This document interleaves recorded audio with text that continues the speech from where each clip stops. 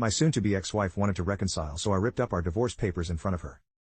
Me, 27M, and my wife, 31F, hit a rough spot and have been separated at home for almost a year now. It was largely my fault. After a big setback in my father's death, I fell into alcohol and despair, stopped taking care of myself and neglected her, emotionally abused her. Eventually she had enough, and after I refused therapy for the nth time, consulted a divorce lawyer and drafted papers.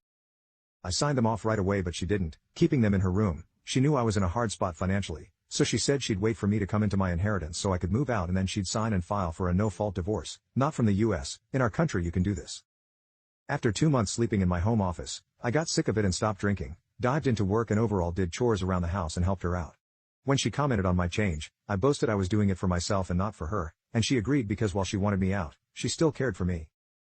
Over the last months she also occasionally asked me to sleep in the bed with her and not in my home office. Nothing intimate happened, but still she would spoon me. This until last evening. We had gotten closer and closer, especially over the holidays, and I told her that what I said was not true. I had changed and stopped drinking to show her at first, but then I really wanted to turn over a new leaf and be a good soon-to-be ex-husband. She went to her room and picked the divorce papers, setting them in front of me. She asked what we should do with those then, so I ripped them and she yelled out a big yes. And then hugged me. So, I guess we won't be getting divorced. Hooray? Update, 5 days later. Hello everyone. I posted a week ago about what had happened the evening prior. After living separate at home for almost a year, my soon-to-be ex-wife wanted to reconcile, so I ripped the divorce papers in front of her, to her delight. However, soon after the realization that I had planned my whole new year around the fact I was getting divorced set in, and that the decision of reconciliation actually brought me uncertainty and anxiety. My wife noticed that, and we had a number of heart-to-heart about this. There was talking, laughs and even tears during those talks, tears of the good, liberatory kind. My wife rarely if almost never cries, she's the stoic type, but seeing her break into tears, sobbing how much I hurt her and she still loves me, was like getting stabbed in the heart. I realized the pain I caused her is still fresh and burning.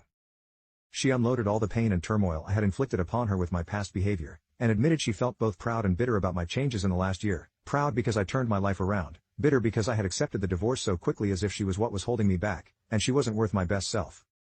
However, she was also angry at herself because she was already reconsidering the divorce back in June, but didn't say anything or gave me signals because she feared I'd revert to my old behavior, or would rebuff her.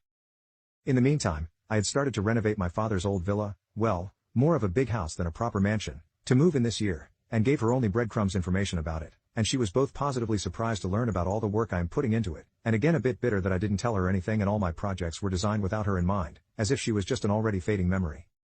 The possibility of an amicable divorce has been brought up again, but she wanted 2 clear answers. Was there another woman? Did I actually stop loving her? The answer to both questions is no. I told her I did suffer about losing her in our marriage, but I didn't want to be the ex-husband who made fleeting promises, hounded her down and made a nuisance of herself. It's the least I could have done after making her suffer so much, and also thank her for her infinite kindness. I just worked, did my best to be a good soon-to-be ex-husband, paid my utilities and wanted to pay her a rent for the room she allocated me in her home, which she always refused even when I insisted. Eventually arrived the $1 million question, do we want this marriage to work? Answer, yes. It won't be easy and there's still a lot of work to be done. We agreed to take baby steps and I've already booked couple therapy for this week. I am already doing individual therapy, but now she'll be looking for individual therapy for herself as well. In the last week, we went on some quiet dates, walks and a short hiking trip. I also made a peace offering of sorts by asking her if she wanted to participate in my renovation project of my father's house, give her input and ideas. She was enthusiastic about it. She likes gardening, but her property has no garden and she makes do with the potted plants on the balcony, while my father's house has a large garden and a big plot of overgrown land behind it. She said we will be busting our backs, but it will be worth it, and I think that working together on a shared project will help re-establishing our bond. So that's where we stand now. The road is still long and difficult, but I am hopeful. I wish to sincerely thank all the people who gave me their insights, comments, praises and criticism. Update 28 days later. Little changed in the last week. We had our first couple counseling session and her first therapy session. We laid down the framework for our marriage. Went out on some dates and overall spent quality time together. We still haven't been intimate. She tried to initiate once, but I gently turned it into cuddling and talking.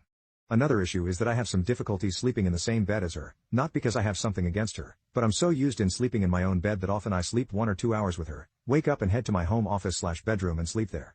I wake up earlier and fix breakfast for her. She's happy about it but mentioned once I didn't sleep with her. Do those things take time? I believe so, but I'm a bit scared I'm giving the impression I gave up on our marriage. I believe it will take months and lots of work to get back at how we were, while she thinks the process should be quicker and I'm being too hard on myself and her. Update 326 days later. Things are not easy. But overall they are going well, both in therapy and everyday life. There's still some issues in getting intimate, but we are getting there. Sometimes though the shame and guilt become too much and I wonder why is she even staying with me? Maybe sunk costs? I do my best, little gifts, dates, cooking her favorite dishes, picking up chores, but to me it always feels like I could do more. Sometimes she notices this and says to take it easy. She says I try too hard sometimes and it comes off as artificial. She likes that now I'm all smiles, always shaved, well dressed and gentlemanly with her, but joke that sometimes I look like the president of her country of origin. I'm doing my best though, even at the cost of overdoing it. Update 7 days later. I have been sober for over a year, and got sober after she served me divorce papers. She decided to try to reconcile last January, and although things have been not easy to say the least, we still sleep separately, I don't feel secure enough to have sex with her, and we do lots of individual and couple therapy, we somehow are managing. However, despite what she says, I can't get over the shame that I have been a useless and abusive drunk and she probably remembers me as such, and the shame and guilt become unbearable.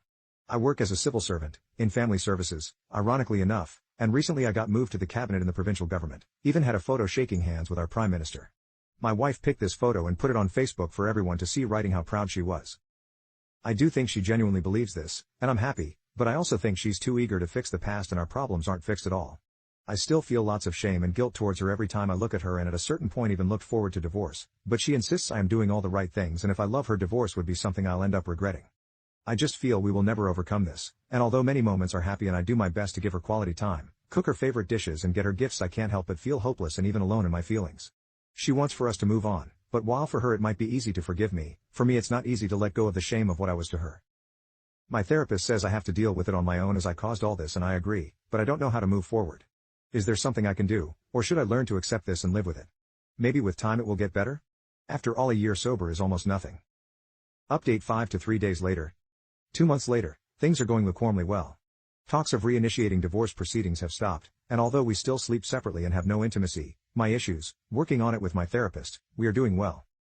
Sometimes I feel I can't get over the shame that I have been a useless and abusive drunk and she probably remembers me as such, and the shame and guilt become unbearable, but then it passes a bit.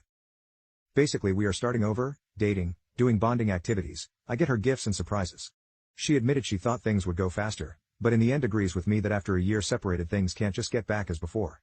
She also says I am too hard on myself, but I think she's the one being too indulgent.